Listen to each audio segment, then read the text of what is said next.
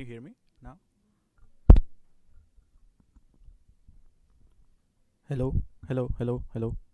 Okay.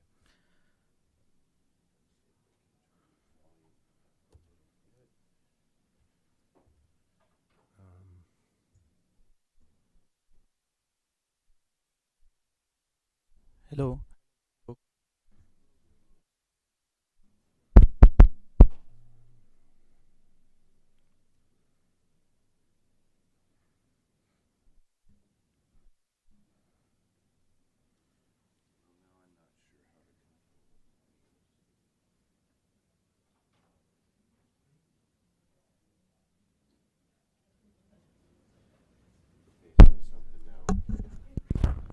okay, hello everyone.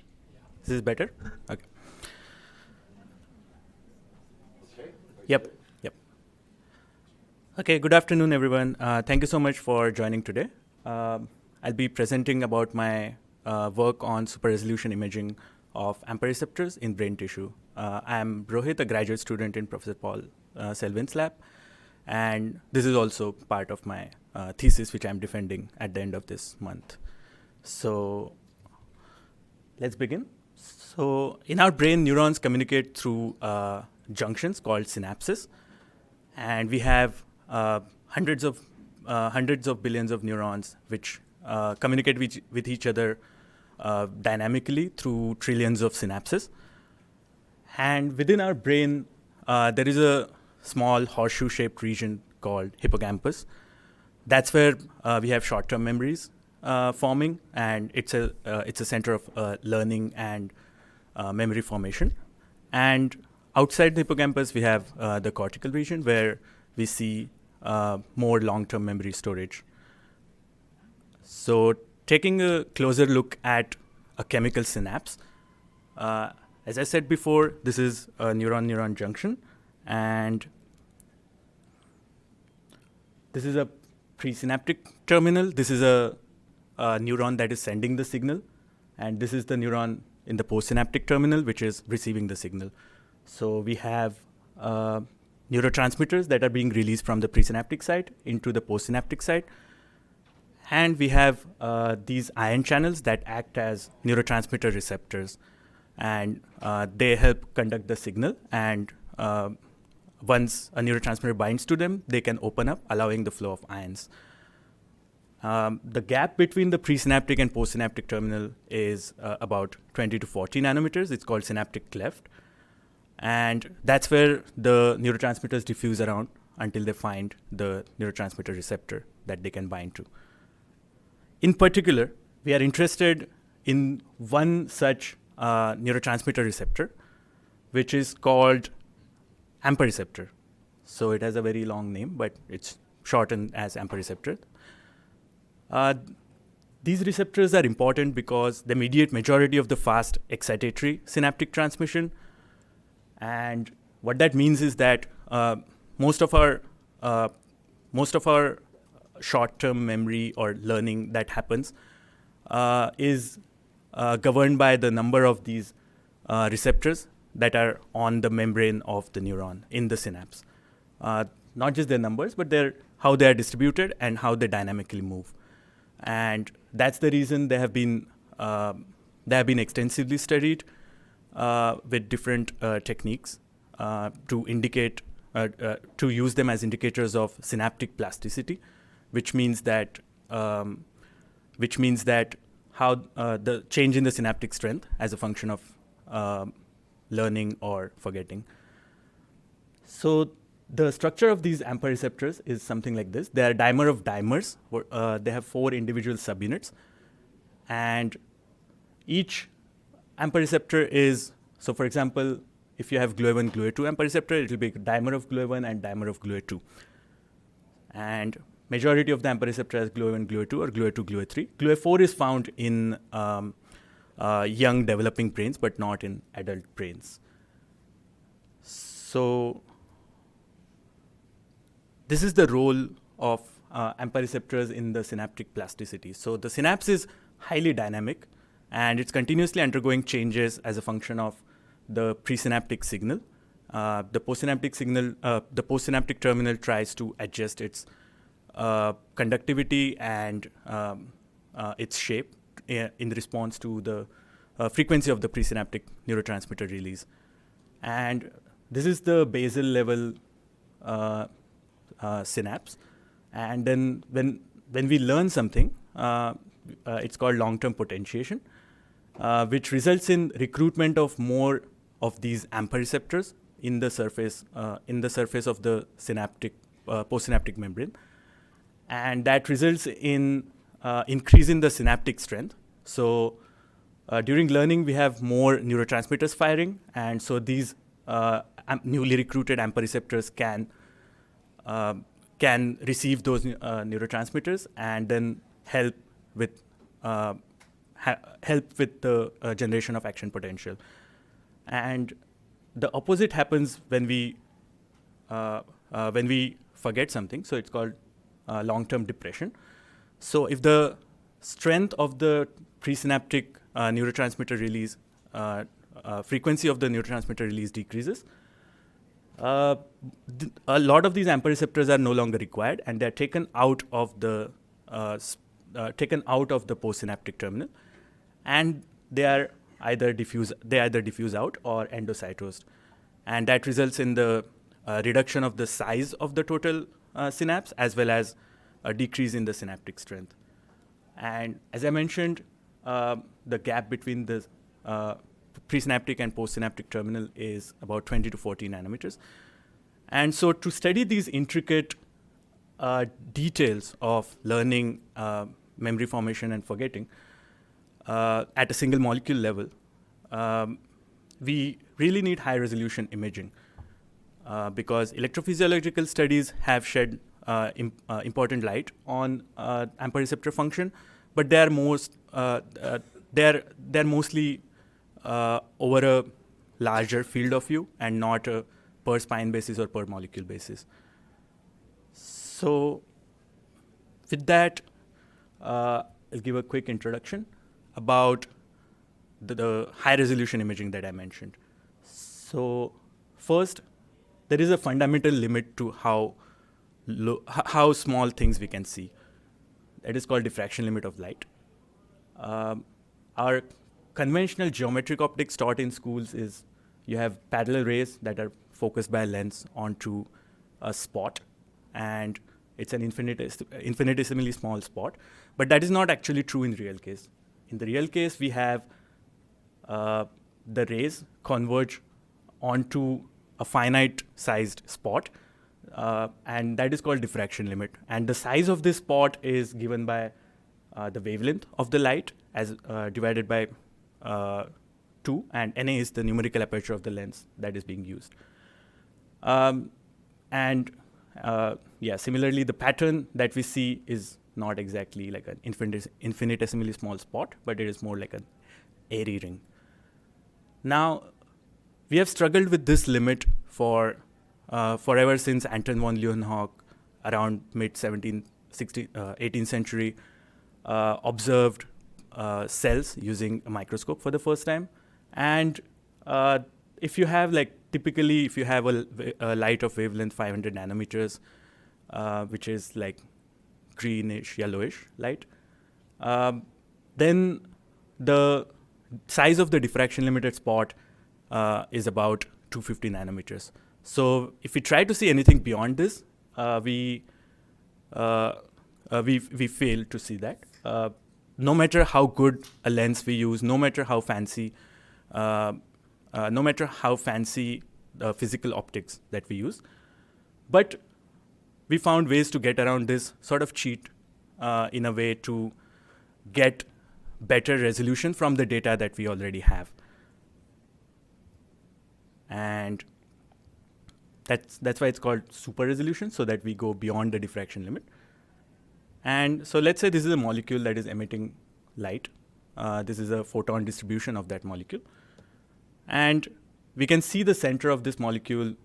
The width of this Gaussian distribution is the diffraction limit 250 nanometers. We can see the center not so well if we have low number of photons. And if we can extract more photons from the same molecule, while the width remains the same, we can still extract a large number of, we can still extract more photons and localize the center much better. And that's why it's called, the method is called Fiona, developed by my advisor's lab, Paul Selvin.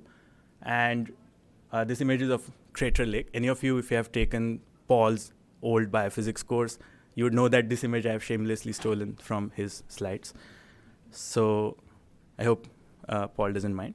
So basically, how well we can locate the center is determined by the number of photons that we can extract from the molecule, and it goes as inverse of the square root of n, which is the number of photons. So if you have 100 photons, we can localize it to some extent, 25 nanometers, let's say.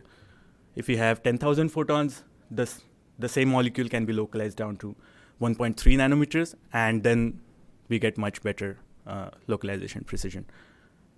This is fine if we have only one molecule emitting within a diffraction limited spot. However, if we have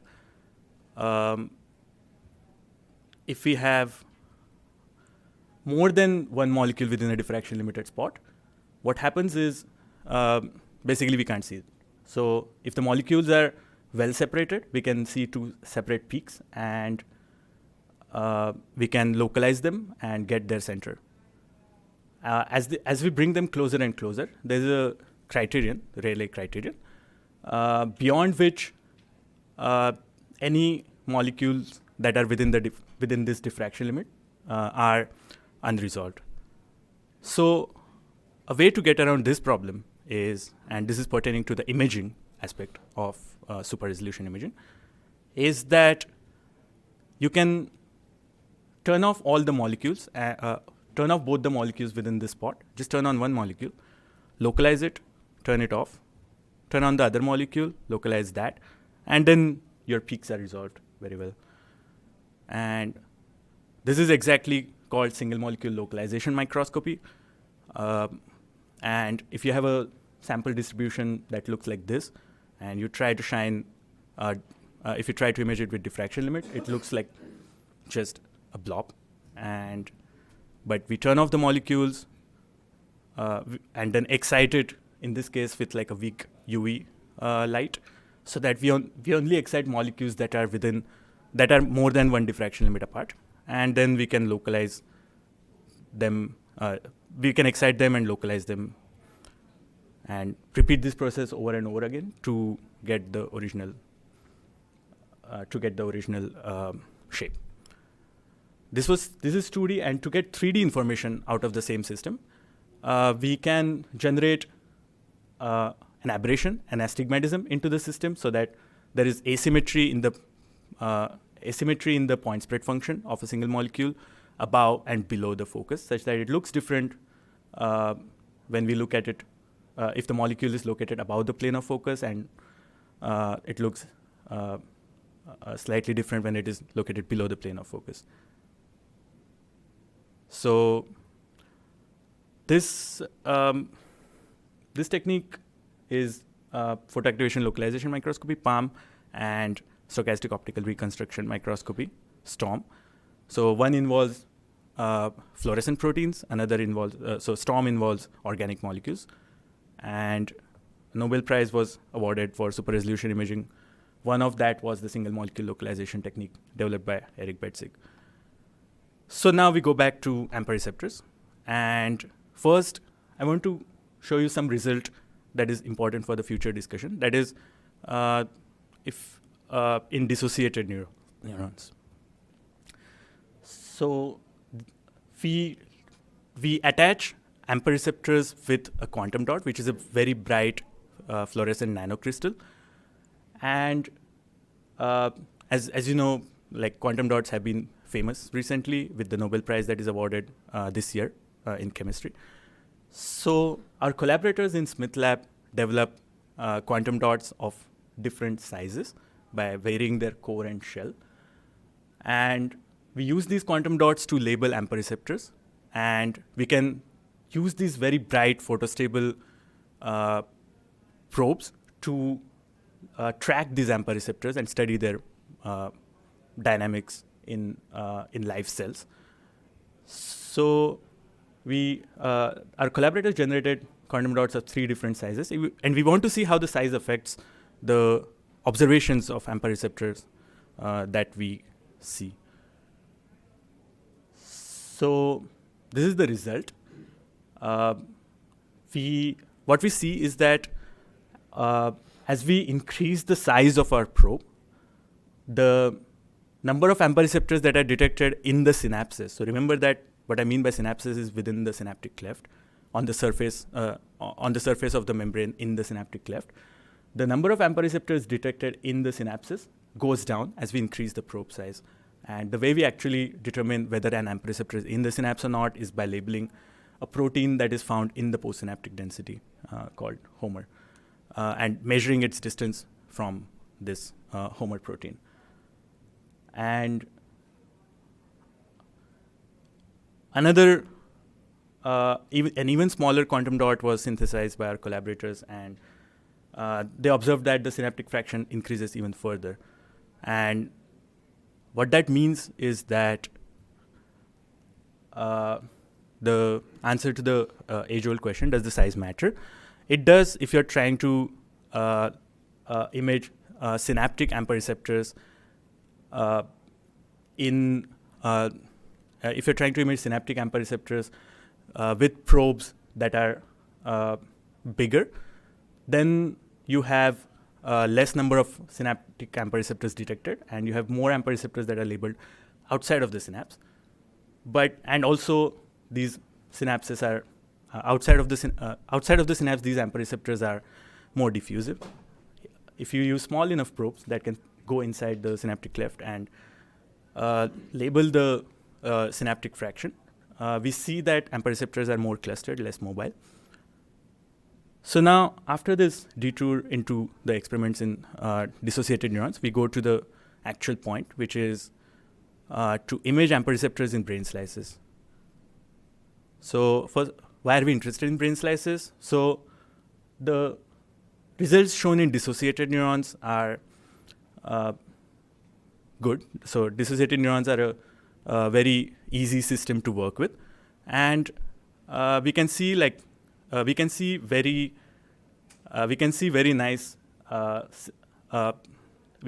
nice signal to background ratios, and we can see very low.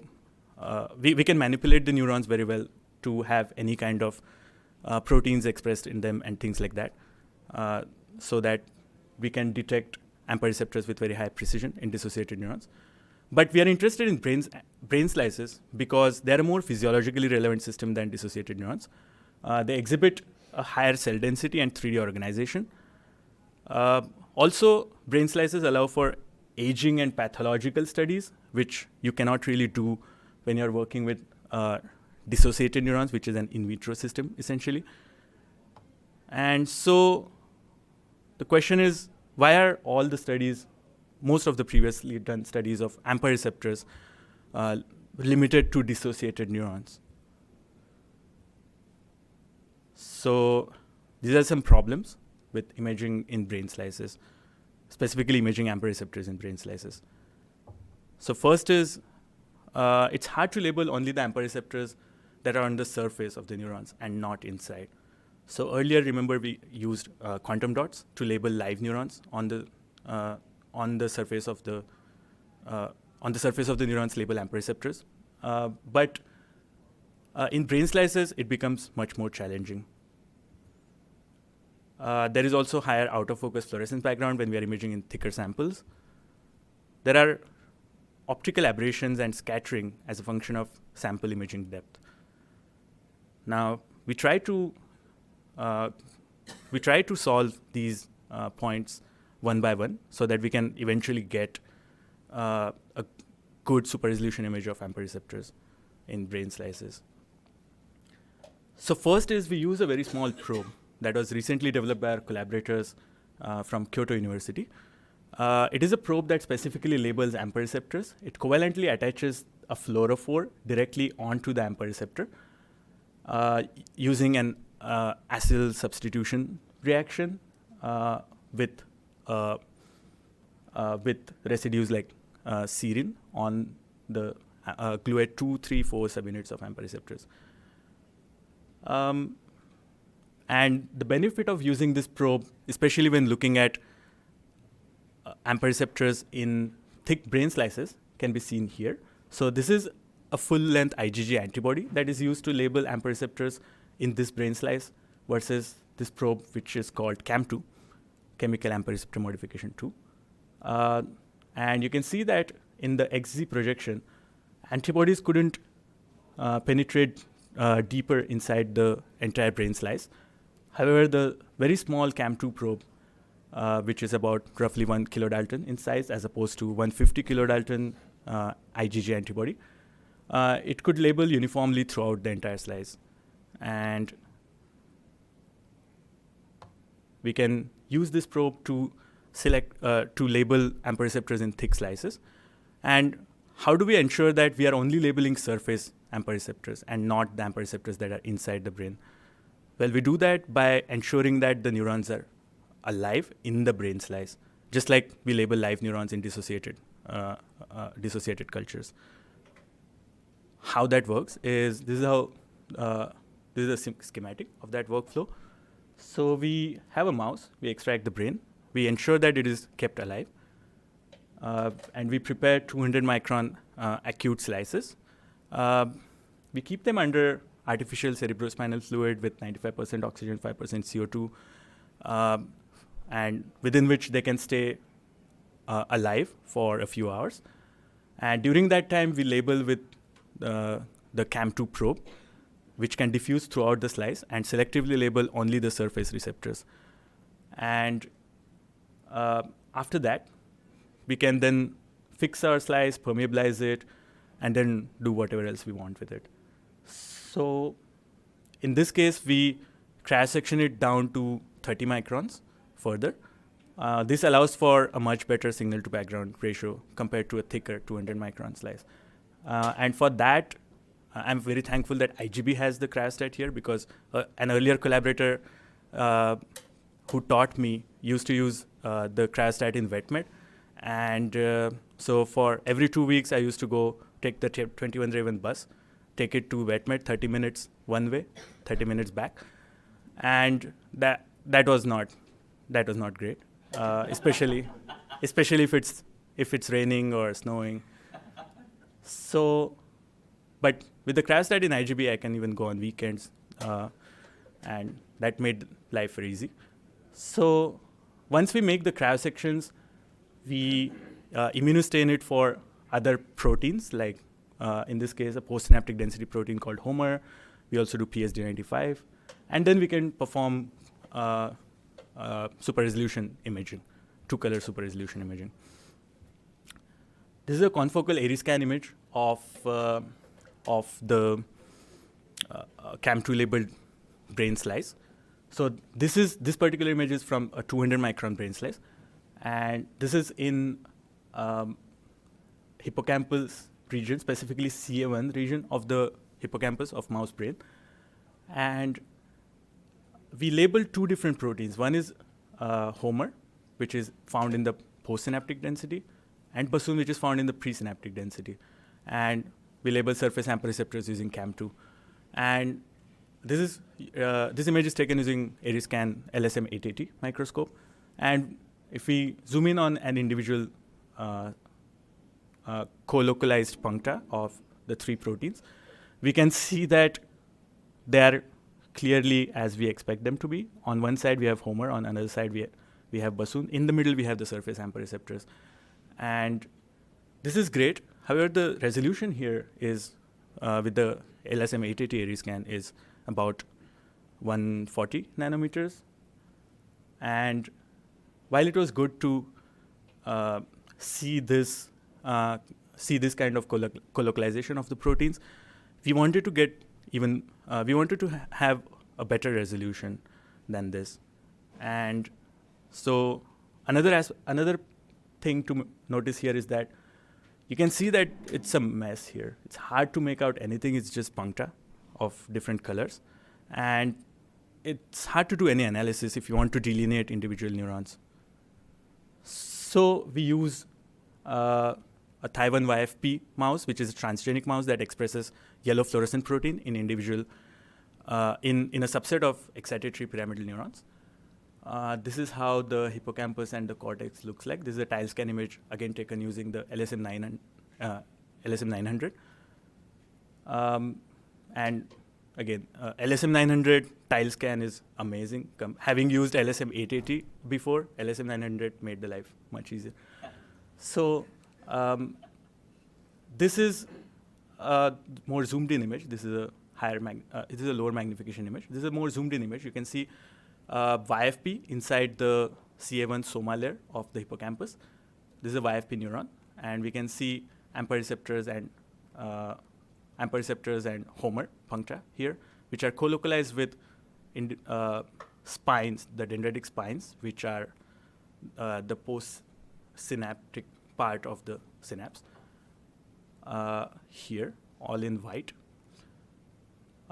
This allows for, so using the YFP mouse, it allows for delineation of individual neurons, and then we can study AMPA receptor distribution along one neuron instead of just looking at a mess of puncta. So another thing to note here is that this is a layer of soma. Only one YFP is only one YFP neuron here is only one neuron is expressing YFP. But with CAM2, if your membrane is not intact, if your cells are not healthy, it can penetrate inside and accumulate in the soma. So this is a check to ensure that our slices, when we are labeling with CAM2, were actually, the neurons were actually alive and healthy, and the membrane was not compromised, and the CAM2 didn't accumulate in the soma. And what we are looking at is actually surface receptors. Now, that was the first part of the puzzle. The second part was that how do you overcome these optical challenges? And now I'll show you a very complicated imaging setup. Do not be overwhelmed by it. I'll go over one by one with different aspects of this setup. So basically what is happening is we have the sample here. We have a microscope objective. A laser is exciting the sample, and then the fluorescence is being collected on the EMCCD camera.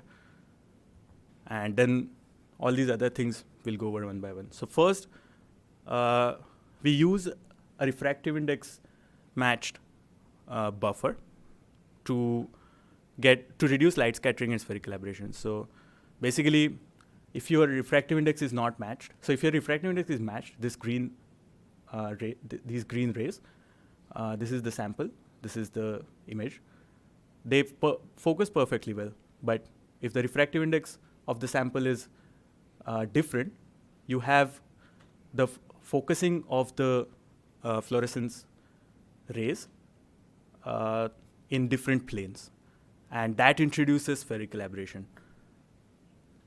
So it is important to have a refractive index matched throughout the sample. Another thing to note is that if we have refractive index, of our objective immersion different from the sample, it introduces light scattering, and so scattering of light then reduces our fluorescence signal over background ratio. We use a silicon oil objective in this case, where the refractive index of the silicon oil matches well with the biological refractive index, which is about 1.38, 1.4. As demonstrated here, as a function of depth, silicon oil objective maintains the brightness very well compared to conventional oil immersion objectives or even the water immersion objectives because of the refractive index matching. And to match the refractive index of the imaging buffer that we use 2,2-thiodiethanol. As a function of the TDE concentration, the refractive index changes. We use about 35%, which is 1.38, matched with the sample. It helps reduce scattering and spherical aberration. Another aspect is to reduce background, out-of-focus fluorescence background. We use something called high-low illumination, highly inclined and laminated optical sheet illumination. What that is This is a conventional epi-fluorescence illumination, where you have the ray of light that is going straight through the objective. In total internal reflection, the angle of incidence is such that the ray of light gets reflected through the cover from the cover slip, and we see evanescent waves very close to the cover slip, and we can image with that. Halo illumination is actually at an angle that is close to turf, but not quite, such that the angle of illumination is very low, close to the cover slip, and this is a zoomed in image. What that results in is a sectioning of the sample, optical sectioning of the sample, reducing out of focus fluorescence, and the thickness of this sheet of light essentially can be determined based on the diameter of our excitation beam or diameter of the illumination area. In our case, it was about 8 micron. And that helps reduce all this out of focus fluorescence. The next part is sample drift correction. So why this is important is that in conventional microscopy techniques, when we are imaging over a longer time, we use typically fiduciary markers, which are either gold nanoparticles or carboxyl beads that are placed on the surface, and we track them as a function of imaging, time. And then later on, we can calculate how the drift, how the sample drifted based on their movement. And also, there are commercially available softwares which lock your focus and prevent its motion. However, when imaging in brain slices, it's not possible to do that, because when we are imaging deeper into the sample, we can't see those fiduciary markers that are on the surface. And also, these commercial focus logs do not work well at a deeper sample depth. So what we do is we collect transmission images simultaneously of the sample while doing the fluorescence imaging. So before actually taking the fluorescence image, we collect a reference library of the images 1 micron above and below the focus, and then we keep that on the side. And then during the actual fluorescence imaging, we collect the transmission images in real time and cross-correlate them with the reference library that we had earlier. So the shift in XY position of the cross-correlation peak gives us the lateral drift, how much the sample drifted in XY direction. And a drop in the amplitude of the correlation peak value gives us how much the sample drifted in Z. And by having a feedback loop, by doing this continuously every second of fluorescence imaging, and then calculating the drift, feeding it back to the microscope stage, we can correct the drift in the sample drift in real time. And it allows drift correction at any depth, essentially. We also have aberration correction using the adaptive optics. So what that means is, as I mentioned earlier, in brain slice, we have, as we are imaging deeper into the sample, we have aberrations introduced in the system. So due to refractive index heterogeneity, or just the fact that we are imaging at a much higher depth. And these aberrations, if we could measure those aberrations, then we could correct those aberrations using something like a deformable mirror, which is a mirror which has a reflective membrane. It can change its shape, and then we can apply an inverse of the aberration that we detect and correct for those aberrations here. So I won't go too much into the detail of what this is, but point is that every aberration can be expressed in terms of certain analytical polynomials called Zernike polynomials in the pupil plane, which is the Fourier transform plane of the image. And we can essentially, these are orthogonal sets of polynomials. So we can cycle through all the different aberrations, measure wherever the intensity of our fluorescence is higher, and then that gives us the aberration in our setup. Yeah, this is just correcting aberration. Skip this. But another important aspect is how we localize the individual single molecule fluorescence in our setup. and analyze the images. So conventional method to obtain to localize single molecule fluorescence is by fitting, since this is 3D information, by fitting 3D Gaussian to our single molecule fluorescence emission, and then calculating estimating its position based on that. There is a method developed by our collaborators that tries to get the PSF that is directly inside the thick sample, because fitting a 3D Gaussian is a very ideal approach, and especially when we are dealing with aberrated PSFs, it doesn't work very well, and that results in position estimation errors. So here, by generating extracting the PSF directly from the sample itself, we can get a much higher localization precision. And again, we introduce astigmatism because astigmatism is a mode of aberration. We can introduce it using the deformable mirror. And finally, this is how our PSF looks like as a function of depth. I'll skip this for now, but if you have any questions about how we correct for chromatic aberration, I'll be happy to go back to this slide. But after doing all this, finally, we reach the point where we can see, we can perform 3D D-storm imaging of surface AMPA receptors in 30 micron brain sections. And by zooming in on this is a YFP dendrite. We have Homer and AMPA receptor labeled here. By zooming in on individual synapses, we can see the Homer AMPA receptor pairs in 3D.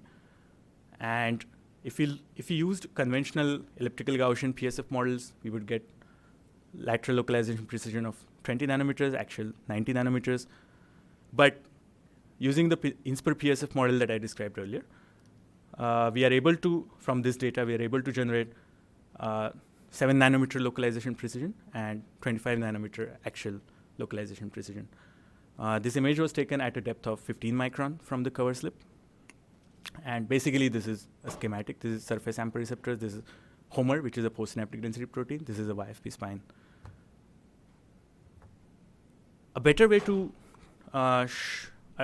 show these individual synapses is by taking a Z-stack of the YFP as well. So that way we can identify what type of spine it is, and we can also identify how the AMPA receptor distribution changes as a function of type of the spine. So here we can see that this is a YFP spine, and this is Homer and AMPA receptor around that YFP spine. Notice that by looking at this AMPA receptor same AMPA receptor distribution, the cyan one here, now it is green and red, yellow here. Notice that the AMPA receptor distribution is not homogeneous or randomly distributed in the synapse. And these are, the red is basically high density spots in the overall green AMPA receptor distribution in these images. These are thought to be nanodomains of AMPA receptors in the synapse, and these are thought to correspond with the presynaptic neurotransmitter release sites. And later on, we can calculate what is the exact size of these nanodomains. But this was only observed earlier in dissociated neurons. For the first time, we are able to see that in brain sections as well. Then that was at 15 micron depth. As a function of depth, we can see that our localization precisions don't really change that much. And at 4 micron depth, we get 6 nanometers lateral, 20 nanometer axial, and 25 micron depth, we get 9 nanometer lateral and 30 nanometer axial. So basically, we can image throughout our 30 micron brain slice and get really good localization precisions. We also detect the AMPA receptor, the YFP spines automatically. And this work was done by an undergrad in our lab, Jaha, who is present here. And we tried using Imaris or Neurolucid or other conventional spine detection softwares, and because this is a wide field imaging data, the signal to background was not as good, so we couldn't really detect the spines very well. So that's why we used a machine learning driven approach, where a recently developed model called DeepD3 was used to identify the spines, and the spines were further segmented using another machine learning algorithm called StartDist. Funnily, StartDist was actually discovered for segmenting nuclei of cells, but Jiahao found that it works well for spines as well. So with that, we can reconstruct our spines. We can see AMPA receptor and the PSD95 protein here, which is another postsynaptic density protein, within these spines. We can see these nanodomains within the spines, within the synaptic AMPA receptors. And we measure the size of these nanodomains by calculating the average distance of the boundary points around each nanodomain from the centroid of that nanodomain. And we get a peak nanodomain size of 75 nanometers. It matches with the nanodomain size that was observed in dissociated neurons for AMPA receptors. And having this automated analysis allows for an objective determination of AMPA receptor and PSD clusters in spines. So using this, using our approach, some peculiar thing that we noticed was that the AMPA receptor distribution was different in cortex and versus hippocampus. So as you can see here, in cortex, it looks much more clustered compared to hippocampus, where it is more diffused. And yes, we measured a ratio of clustered versus diffused AMPA receptors in spines. And while this looks a bit messy, these graphs, the mean was significantly, mean of this distribution was statistically significant. The difference in the mean of these distributions was statistically significant, in that we have more AMPA receptors clustered in cortex versus the hippocampus. Now, the question is this a labeling artifact, or is this a real biological find? So we increased our CAM2 concentration. Earlier we were using 2 micron, we increased it to 5 micron. We also intracranially injected CAM2 such that it directly goes into the hippocampus, and using high concentration, we ensure that it labels AMPA receptors within the hippocampus. As you can see here in the red, the AMPA receptor intensity increases. So red is AMPA receptor here, and green is YFP. The AMPA receptor fluorescence increases as a function of increasing CAM2 concentration. These images were taken by Fernando, who is a graduate student in our lab. And then we tested the higher CAM2 concentrations with super resolution imaging as well. What we found was that we observed the same difference, basically. We observed that in cortex, we have more AMPA receptors clustered, whereas in hippocampus, we have a higher fraction of diffuse AMPA receptors. What this could potentially mean is that, so before that, another thing to note here is that this kind of difference would not be, we would not be able to see that using just diffraction limited imaging. So basically, here is a comparison of AMPA receptor distribution seen in the diffraction limited wide field image versus our super resolved image. In magenta, you can see that AMPA receptor distribution essentially looks like puncta, but the super resolved image looks much more nuanced, and it has we can see the shape much better. However, whether it is a diffuse distribution of AMPA receptors or a punctate distribution of AMPA receptors, it looks the same with diffraction limited imaging. So this shows the power of this technique. And in summary, super resolution imaging allowed us to study neurotransmitter receptors and other proteins at single molecule level. Size of the probe matters when we are trying to look at synaptic AMPA receptors. By imaging inside brain tissue is important to study brain circuit to study AMPA receptor distribution as a function of brain circuitry and study aging and disease progression related changes. So in this work, the challenges in achieving high resolution imaging of AMPA receptors were overcome using a combination of the CAMP2 labeling strategy and the rest of the optics that I mentioned earlier. Further, the differential distribution of AMPA receptors that we saw in cortex versus hippocampus, it could potentially, so this is just a guess, but it could potentially hint towards a higher synaptic plasticity by having a more diffuse set of AMPA receptors available in the hippocampus, which plays a critical role in learning and memory, whereas in cortex, it could indicate a more memory consolidation and storage by having more AMPA receptors present in clusters. So we have an ongoing work. I won't go into details of this, but basically we are looking at PS19 mouse model, which is Alzheimer's disease mouse model, and we are looking at how AMPA receptor distribution changes as a function of this pathology. And with that, thank you so much. I would like to thank my advisor, Professor Paul Selvin, all the members of the Selvin lab, especially Jaha, who worked on most of the analysis of YFP spines and AMPA receptor distributions around it. I would also like to thank Duncan, who is at IGB now, who helped with the initial microscope setup, and we have spent long, late evenings working on a microscope setup, most of the times only just to give up and go to a bar. And finally, I would like to thank my collaborators, Chung Lab, Smith Lab, Hamachi Lab, who made CAM2 probes, and Huang Lab from Purdue, who helped us with the adaptive optics setup.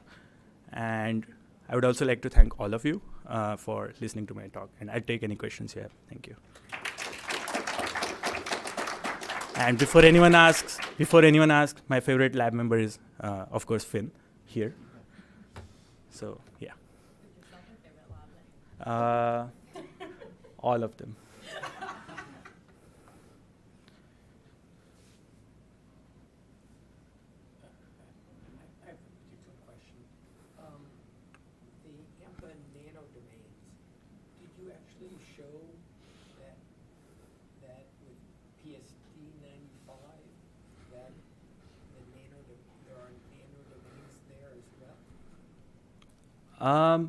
So here, so far we have only calculated the size of the nanodomains in the AMPA receptor distribution.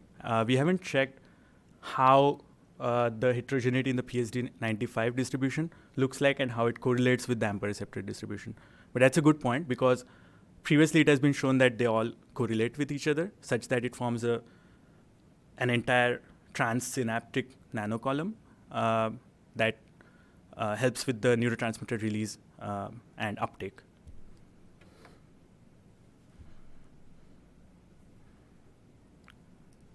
Yeah. So you used 8 micron thick sheet of light with the high-low illumination. Is that possible to make it thinner or thicker? Yes. So you can make it thinner. The only caveat is that if you want to make it thinner, you lose your illumination area. So it's a function of, the beam thickness is a function of how large your excitation beam size is, or essentially how large your illumination area is. You can make this sheet of light thinner, but you lose your illumination area. So it's a trade-off. And yeah, that's why other optical sectioning methods such as Bessel beam light sheet or other like thinner techniques that use a thinner light sheet are much more can perform better in terms of background reduction. But they're smaller in terms of what area you're looking Yeah. In high-low, that is true, but in some other techniques, it may not necessarily be the case, depending on how you illuminate it. Yeah. So your finding was that there were use distribution of AMPA and hippocampus in slice. Is the same true in culture? So we tested in cortical neurons, dissociated cortical neurons versus dissociated hippocampal neurons, but we did not see a clear difference there. But again, these neurons are 2 weeks old at the time of imaging. And the brain slice images that I showed were in adult 6-month-old mice. So that could play a role as well. Yeah. I know at some point you tried to use a influx. I don't see anything on that here. So what were your challenges? And, So I actually looked at, used MinFlux to look at the presynaptic and postsynaptic terminal proteins in dissociated neurons. And I could resolve them very well with the ratiometric imaging capability in MinFlux. What I observed was that first, MinFlux, it doesn't work well in thicker samples. There is no way to deal with the aberrations and correct for the change in the donut beam shape when we are imaging deeper into the sample. So that is one. Another is so these images were obtained over like course of 35 minutes or 40 minutes for one color here. But with MinFlux, because there is a search and imaging part involved, the throughput is quite low. So it took me overnight imaging to get a 15 micron by 15 micron area. The resolution is much better for sure, yeah. Couldn't you, they have adaptive optics in the MinFlux. Can you use that to correct the donut shape? So as far as I understand, probably not in this setup, but maybe there is a way to modify it in the MinFlux setup, because currently the adaptive optics is used in, I guess, introducing aberrations in the gold I could be wrong, but the gold nanoparticles that are used for drift correction, introducing aberrations in them so that we can correct for drift as a function of like a similar approach, image correlation. But I don't know if there is a way to control those deformable mirrors such that we can introduce aberration modes into them that could be used for generating or correcting aberrations in the image.